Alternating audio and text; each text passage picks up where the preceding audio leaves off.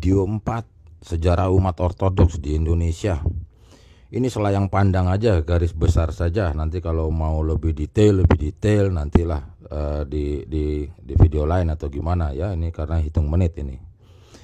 Jadi founder tersebut ya, founding father itu pendiri ya daripada Ortodoks di Indonesia ini secara register ya, secara administrasi pemerintahan kisaran awal 90. Ini tahun juga paling meleset lupa lah, namanya udah puluhan tahun ya. Ini sekitar 91-92 perjalanannya founder ini ya, beliau ini sendirian ya, biasalah kesana kemari, khususnya di Pulau Jawa lah ya, Jawa Timur, Jawa Tengah ya toh, memperkenalkan iman ortodoksnya sendirian sana kemari, dan coba juga masuk ke Jakarta dan lain sebagainya. Nah, tahun-tahun segini saya pribadi juga belum kenal. Mulai kenal 95, 96 ya, karena beliau juga sering diundang menjadi narsum ya, khotbah sana sini ya, di mimbar-mimbar orang sana sini. Nanti saya gabungkan dengan orang lainnya yang sejaman pada hari itu ya. Disinilah mulai dikenal ini, karena beliau juga diundang menjadi dosen tamu di berbagai seminari ya, di berbagai kampus-kampus seminari. Beliau juga sering diundang di berbagai mimbar begitu ya, menjadi narsum ya, yang menjadi begitulah ya founder tersebut. Nah, pada masa perjalanannya ya di sini beliau itu founder itu konteksnya masih di bawah naungan hierarkis New Zealand. Ini saya belum kenal pada awalnya ya. Nah, di sini kalau nggak salah ingat mulai transisi dari, nah di sini saya udah mulai kenal ya begitu. New Zealand ke Konstantinopel, itu namanya hierarkis Greek Orthodox Konstantinopel untuk Asia Tenggara yang berkantor di Hong Kong. Ya gitu, kalau nggak salah ingat. Ya, kalau hierarkisnya ya gitu, New Zealand pindah ke Konstantinopel, cuman tahunnya nanti ya lupa ingat. Ya nanti saya perbaharui terus di dalam video, di dalam folder yang sama gitu, sambil diingat-ingat lah. Disinilah mulai zamannya ya 97 terus 98, khususnya di Jabotabek ya, berdirilah ya, sebelumnya juga ada ya berlokasi di Jawa Tengah, di Jawa Timur dan lain-lain ya, karena kan saya fokus sentrum atensi kisaran Jakarta dan sekitar toh. Mulai berdiri rumah ibadah ortodoks itu secara fisik, bangunan gitu. Jadi bukan hanya sekedar persekutuan, perkumpulan, komunitas dan lain-lain. Enggak. Nah, saya singkat-singkat aja, nanti saya lengkapi di video selanjutnya karena nanti terlalu panjang. Mulai 96, 97, 98 situ ya. Di sini saya resmi sini ya, baptisan saya. Rombongan itu yang saya istilahkan dengan golongan awal, karena golongan awal itu memang di bawah naungan hierarkis Konstantinopel gitu. Pada saat New Zealand itu sangat awal, karena beliau juga ada di kotanya sendiri, katakanlah di kota kelahirannya beliau, karena kan beliau juga bukan orang Jakarta begitu ya. Nah, setelah di sini mulai rame lah, sering viral ya, sering viral ini beritanya tentang umat ortodoks begitu ya. Dulu belum ada sosial media ya, dulu masih ada tabloid, majalah kalangan sendiri apa segala. Wah, ini sering diliput lah di media ya, media kalangan sendiri itu viral sering lah.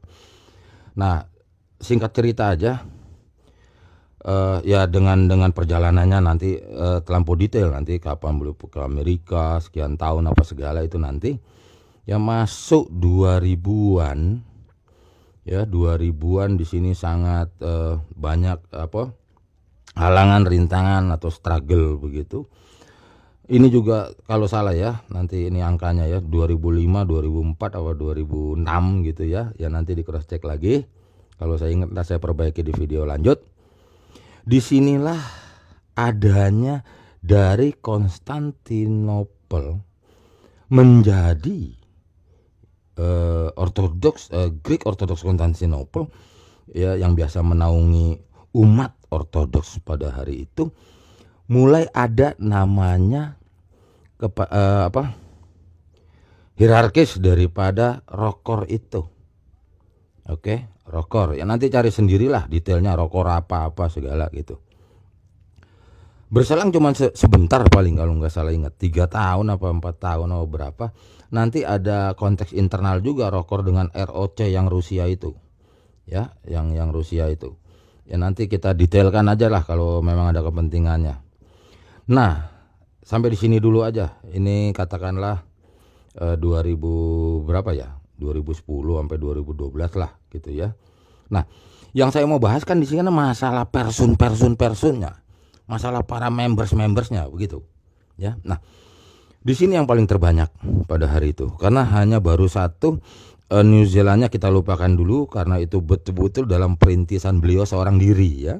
Ya, New Zealandnya kita skip aja karena di bawah hierarkis daripada Greek Orthodox Konstantinopel.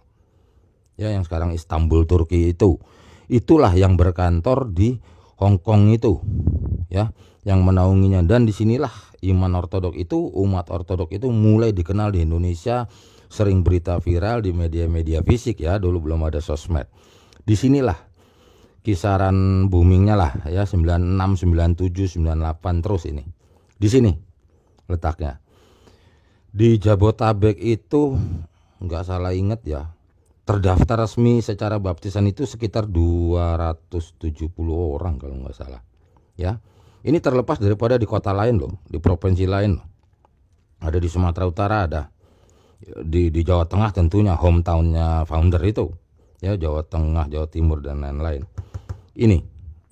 Nah, dengan adanya gonjang-ganjing itu di antara tahun inilah ya, sekitar tahun 99 masuk 2000, disinilah apa ya dibilang ya, berpisah atau terbelah atau menjadi setengah. Nanti kenapanya nanti aja di video lain.